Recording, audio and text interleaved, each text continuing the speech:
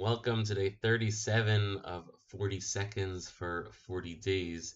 One of the interesting qualities of the Sukkah that make it so unusual is the fact that we are given the specific measurements that it has to be. It must be that the walls are this tall. It cannot be that the Sukkah is too high. It needs to be just right. And you have to wonder, you have to ask, why is it that we are given such specific measurements if it's supposed to be our house? The house that has no limits. You can have a house as big or as small as you want. Why does the sukkah get specific measurements? Moreover, says Rabbi Wolfson that there are actually two other structures in the Torah that have very specific measurements. He says it's the Teva, that which Noach built to save the humanity from the flood, and there is the Mishkan, the tabernacle in which the Jewish people used to serve Hashem when they were in the desert. And he says, you want to know why there were such specific numbers and measurements?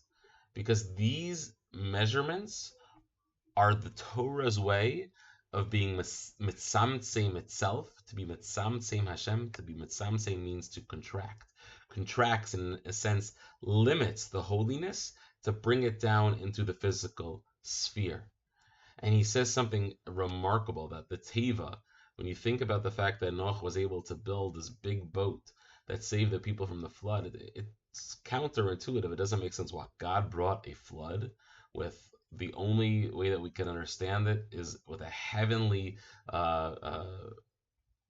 meeting out of this incredible quantity of water. And the little boat can save it. I don't even, it was a big boat. The big boat could save it.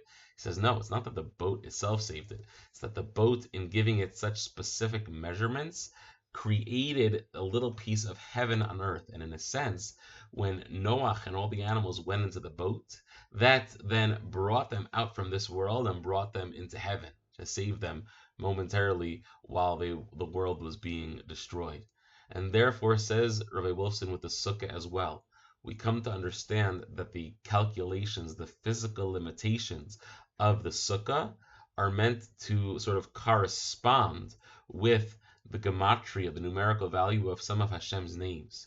And when we come to understand that, then we recognize that every time we enter into the Sukkah, we're walking in to this mitzamtsemed version, this contracted version of heaven itself, of Hashem himself, that is brought down to our physical world.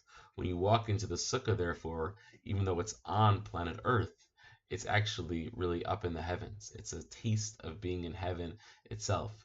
And when an individual feels themselves protected by the Sukkah, it's not because of the flimsy canvas walls or whatever a person might have. It's because you are walking into that divine presence that is keeping you safe and secure. That is the wisdom, the chachma, the absolute genius when it comes to the specific measurements that are given to these three structures.